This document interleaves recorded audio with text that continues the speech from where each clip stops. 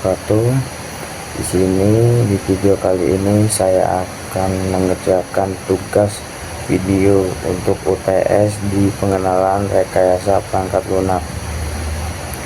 Yang topik pertama yaitu adalah perangkat lunak dan rekayasa perangkat lunak. Topik yang kedua adalah proses rekayasa perangkat lunak. Topik ketiga adalah analisis dan desain sistem. Topik yang keempat adalah SDLC, yaitu Software Development Life Cycle. Topik yang kelima adalah rekayasa perangkat lunak pemrograman terstruktur, yaitu topik keenam yaitu rekayasa perangkat lunak pemrograman berorientasi objek. Yang terakhir UML, yaitu Unified Modeling Language. Dan di sini saya akan menjelaskan yang pertama sepengetahuan saya, yaitu yang pertama definisi perangkat lunak. Yang pertama adalah perangkat lunak dan rekayasa perangkat lunak. Definisi perangkat lunak yaitu sekumpulan instruksi atau program yang mengatur cara kerja komputer untuk melakukan tugas tertentu. Jenis-jenisnya ada sistem software, OS, Windows, Linux, driver, utilitas, dan sebagainya. Adapun application software seperti aplikasi perkantoran, game, editor, atau browser. Ada juga programming software seperti compiler, IDE, interpreter, dan lain-lain. Rekayasa perangkat lunak biasa disebut software engineering dalam bahasa Inggrisnya, yaitu adalah bidang yang mempelajari proses pembuatan software secara terstruktur, terukur, dan berkualitas.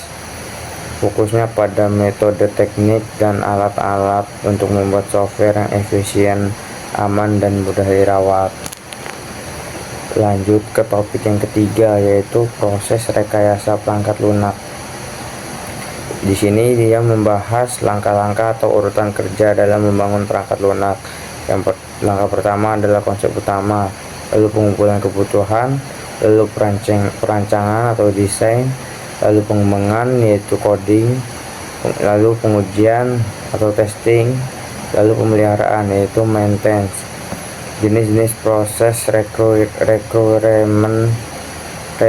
requirement engineering yaitu elicitation, yaitu menggali kebutuhan dari user, lalu analisis, mengolah kebutuhan menjadi struktur sistem, lalu specification, menuliskan kebutuhan secara formal, lalu validation, yaitu memastikan kebutuhan sudah benar. Lanjut topik yang ketiga, yaitu analisis dan desain sistem. Topik ini menjelaskan bagaimana mempelajari kebutuhan user, memetakan masalah, dan merancang solusi sistem. Analisis sistem yaitu mengidentifikasi masalah dan kebutuhan pengguna. Hasilnya berupa dokumen kebutuhan, workflow, proses, dan batasan sistem. Desain sistem, apakah itu desain sistem? Ya, desain sistem itu menghasilkan blueprint sistem sebelum dibuat, termasuk desain database, desain arsitektur, dan desain antarmuka. Konsep yang paling penting ini yang terakhir, logical design, yaitu gambaran logisnya, dan physical design, yaitu gambaran teknis yang akan dibangun seperti apa nanti ke depannya. Topik yang kelima yaitu rekayasa perangkat lunak pemrograman terstruktur. Dalam topik ini mengajarkan cara menulis program dengan gaya terstruktur, mudah dibaca dan mudah dirawat. Konsep dasar pemrograman terstruktur yaitu yang pertama ada sequence, yaitu urutan langkah dari atas ke bawah.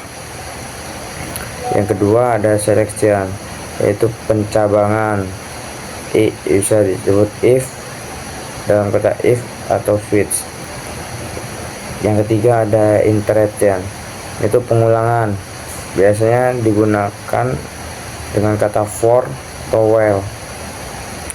Selanjutnya yang keempat ada modularization, yaitu membagi program menjadi fungsi atau prosedur kecil.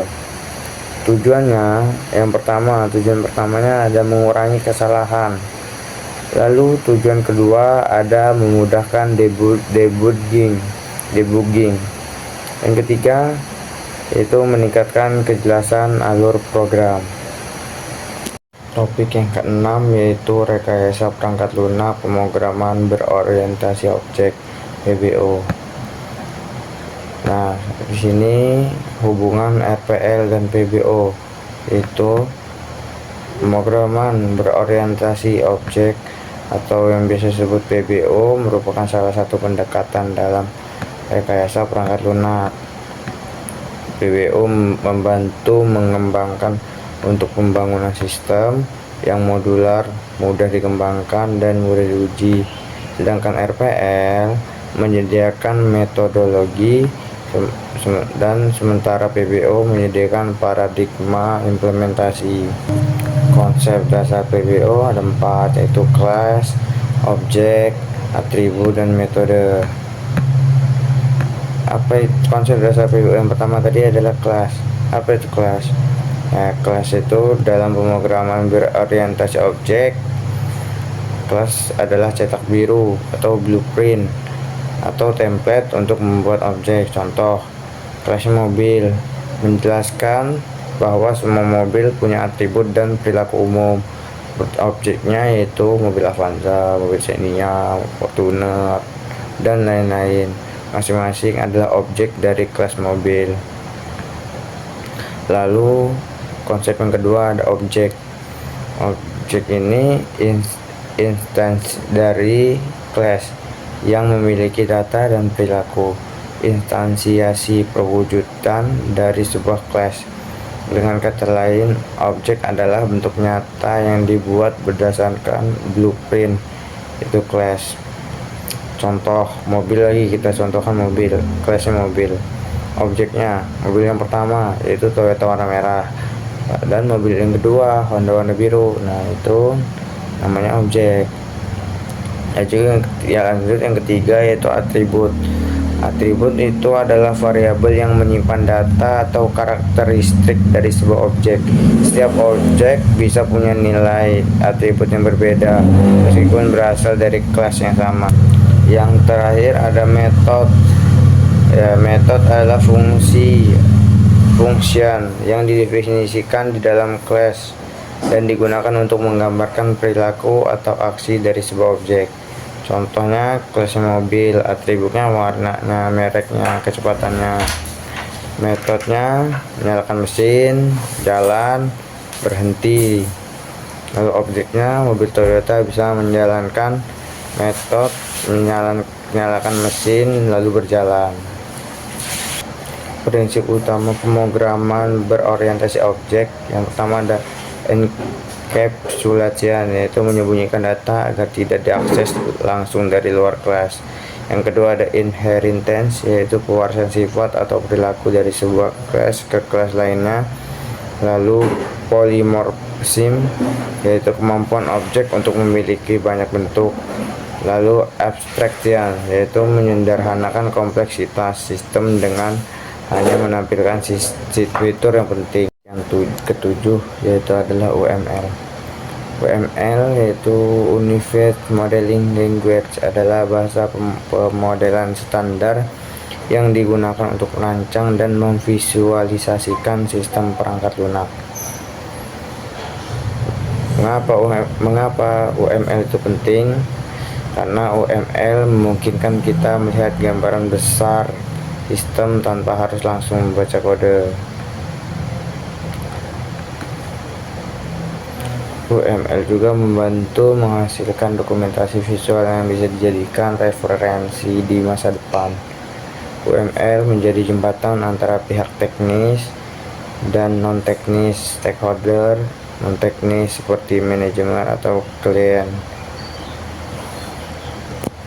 ada 3 diagram yang digunakan di UML, yaitu diagram yang pertama yaitu struktural, di mana diagram ini menunjukkan struktur statis sistem, yaitu bagaimana elemen-elemen sistem saling berhubungan.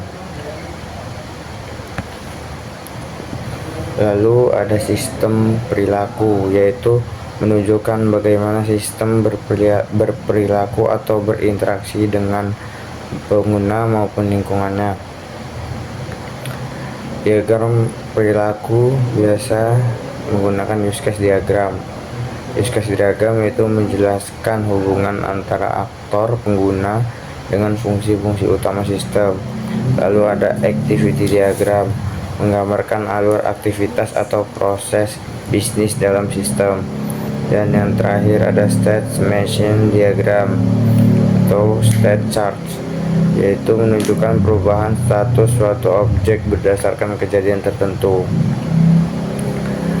Lalu ada diagram interaksi, yaitu diagram yang merupakan bagian dari diagram perilaku, tetapi lebih fokus pada interaksi antar objek dalam sistem. Nah, ini